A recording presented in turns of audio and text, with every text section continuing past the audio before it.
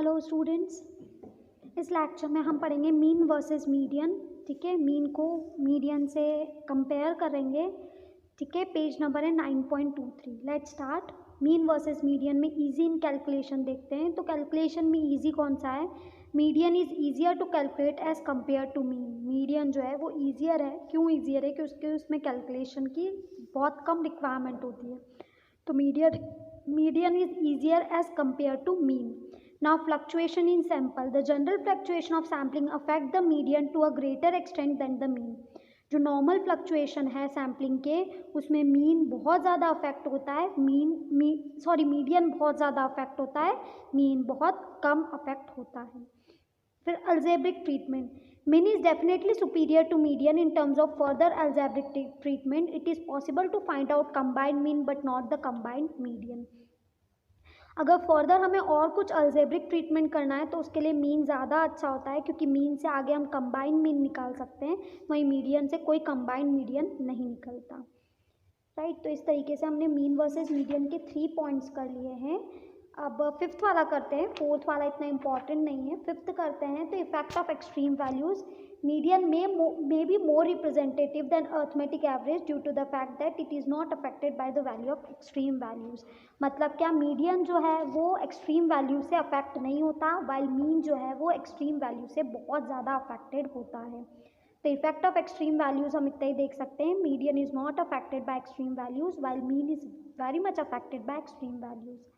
Graphical presentation देखें तो median की वैल्यू हम ग्राफिकली निकाल सकते हैं, वाइल मीन को हम ग्राफिकली नहीं निकाल सकते। तो this is mean versus median, that is comparison between mean and median. अब मेरिट्स और डीमेरिट्स पढ़ लेते हैं हम मीडियन की। तो एक तो मेरिट्स तो ये कि simplicity. Median is easy to calculate and simple to understand. Median जो है वो बहुत ईजिली हम कैलकुलेट भी कर सकते हैं और बहुत समझने में भी बहुत आसान होता है। Ideal average. Median is defined rigidly, that is median has definite and certain value. ठीक है, आइडियल एवरेज मतलब क्या, मीडियन की एक पर्टिकुलर डेफिनाइट वैल्यू होती है। फिर ग्राफिकल प्रेजेंटेशन मतलब मीडियन को हम ग्राफिकली भी निकाल सकते हैं, ओजाइव के थ्रू हम मीडियन को ग्राफिकली भी निकाल सकते हैं।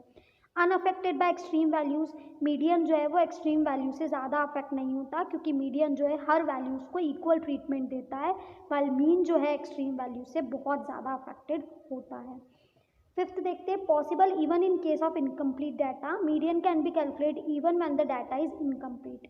मीडियन जो है वो हम तब भी कैलकुलेट कर सकते हैं जब डाटा इनकम्प्लीट हो, जैसे कि इरेगुलर क्लास इंटरवल हो, ओपन एंड डिस्ट्रीब्यूशन हो, उस केस में भी मीडियन को हम इजीली कैलकुलेट कर सकते हैं।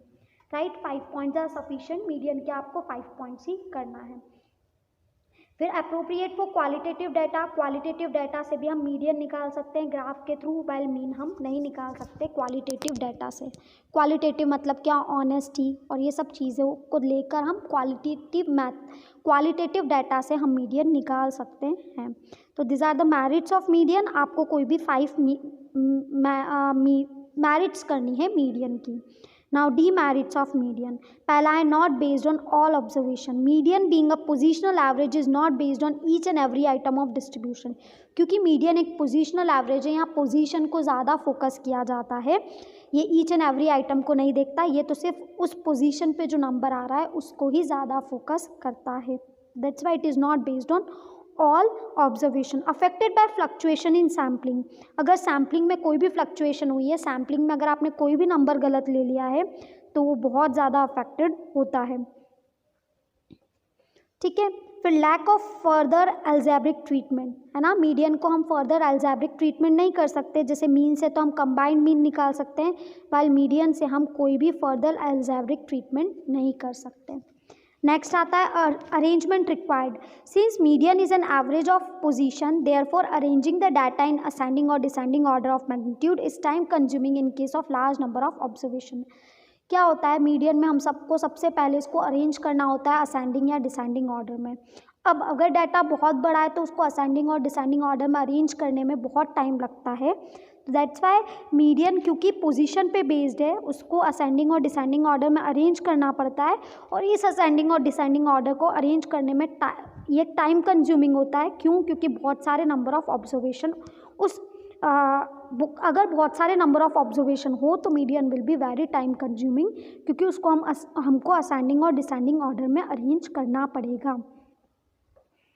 ठीक है, तो 4 पॉइंट्स हो गए हैं। अब फिफ्थ देखते हैं, unrealistic assumption in case of grouped distribution.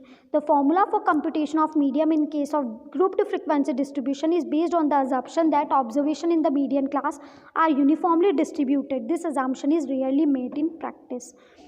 ठीक है, जब हम मीडियन को ग्रुप्ड फ्रीक्वेंसी में लेते हैं, मतलब क्लास इंटरवल के केस में लेते हैं, तो हम ये अज्यूम करते हैं कि यूनिफॉर्मली सब चीज़ें अरेंज है। यूनिफॉर्मली मतलब प्रॉपरली अरेंजमेंट है, जबकि ज़रूरी नहीं होता कि वो प्रॉपरली अरेंज्ड हो। तो एक अनरियलिस्टिक एजम्पशन हम ग्रुप्ड डिस्ट्रीब्यूशन में करते हैं।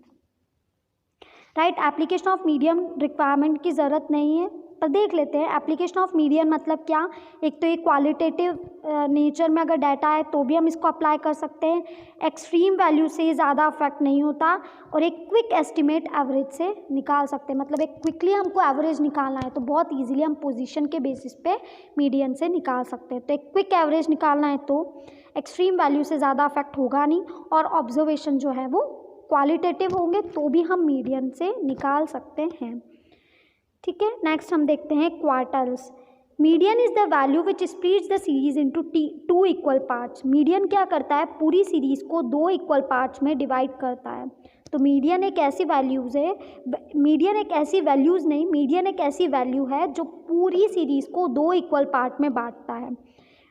ठीक है, अब नया वर्ड आया है क्वार्टल। क्वार्टल जो है वो क्या करता है, उस पूरी सीरीज को 4 इक्वल पार्ट्स में डिवाइड करता है। वो भी एक पोजीशनल एवरेज ही है। जैसे एवरेज था जैसे मीडियन था वो पोजीशनल एवरेज है, वैसे ही क्वार्टाइल जो है वो भी पोजीशनल एवरेज ही है। पर इसमें क्या होता है, क्वार्टाइल डिवाइड, देखो सेकंड पैराग्राफ में, quartile divide a series in 4 equal parts. Quartile जो है उस सीरीज़ को 4 इक्वल पार्ट्स में बांटता है। कोई भी सीरीज़ हो उसमें 3 क्वार्टाइल्स होते हैं, 4 पार्ट होंगे पर 3 क्वार्टाइल्स होंगे। जैसे मीडियन में 2 पार्ट्स होते हैं तो एक ही मीडियन होता है, जैसे क्वार्टाइल में 4 पार्ट होंगे तो 3 क्वार्टाइल्स निकलेंगे। Lower quartile that is Q1, फिर होता है Q2, ठीक है, दैट इज़ सेकेंड क्वार्टाइल, और Q3 होता है, उसे बोला जाता है अपर क्वार्टाइल। तो एक होता है लोअर क्वार्टाइल, एक होता है मिडिल क्वार्टाइल या सेकेंड क्वार्टाइल, और थर्ड होता है अपर क्वार्टाइल। ठीक है, तो लोअर क्वार्टाइल मतलब first quartile, second quartile, third quartile, जिसको हम प्रेजेंट करते हैं Q1, Q2 और Q3 में। Q1 मतलब 25%, ठीक है, Q2 मतलब मीडियन मतलब 50%, और Q3 मतलब 75%। ठीक है, डाटा 25% हुआ तो Q1, 50% मतलब Q2 या मीडियन, या Q3 को अगर हम बोले तो 75%। नाउ कंप्यूटेशन ऑफ क्वार्टाइल जो है वो हम अगले लेक्चर से करेंगे, इस लेक्चर में इतना ही। अगले लेक्चर से हम करेंगे कंप्यूटेशन ऑफ क्वार्टाइल की क्वार्टाइल को कैसे निकाला जाता है।